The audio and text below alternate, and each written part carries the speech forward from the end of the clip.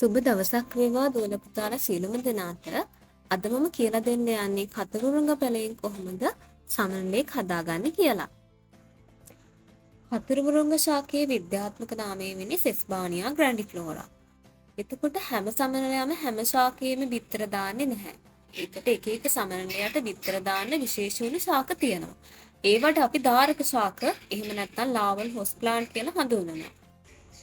අපි මුලින්ම පත්‍ර මත මේ වගේ දලබුවෝ ඉන්නවද කියලා හොඳින් නිරීක්ෂණය කරන්න ඕනේ. ඊට පස්සේ මේ වගේ පිරිසිදු වීදුරු බෝතලයක් අරගෙන දලබුවන්ට ඇතිවෙන්න කොළ දාලා මේ වීදුරු බෝතලය අපි වහන්න ඕනේ. දලබුවන්ට හුස්ම ගන්න පහසු වෙන පරිදි මම නම් මෙතනදී යොදාගත්තේ නෙට් කැබැල්ලක්. නෙට් කැබැල්ලකින් වහලා හොඳින් අපි කට ගැට ගහන්න ඕනේ. එහෙම නැති වුණොත් මේ පණුව බෝතලයෙන් ඉවත් වෙන්න පුළුවන්. මේ තියෙන්නේ දවසකට පස්සේ.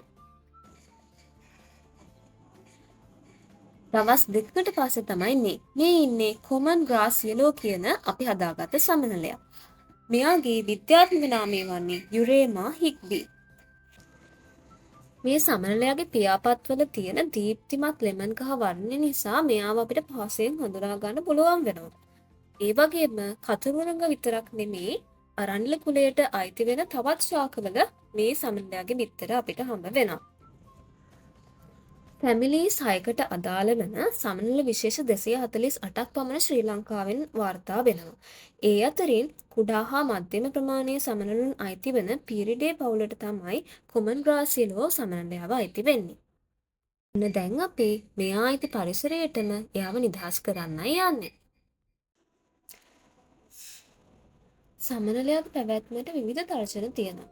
කෘමිනාශක භාවිතය, ප්‍රමාණවත් දාරක ශාක නොමැතිවීම මේ අතරින් කිහිපයක්. ඒ සමනලුන්ගේ පැවැත්මට අදාළ දාරක ශාක නොමැතිවීම නිසා ඇතැම් සමනලුන් වඳ වී යාමේ තර්ජනයට පවා මුහුණ පාලා සිටිනවා.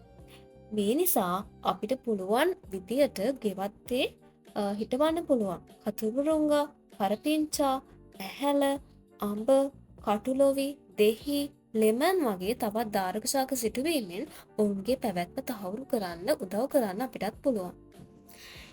එහෙනම් තවත් ප්‍රයෝජනවත් වීඩියෝ එකකින් ආයේ හමු වෙනකන් හැමෝටම සුබ දවසක්.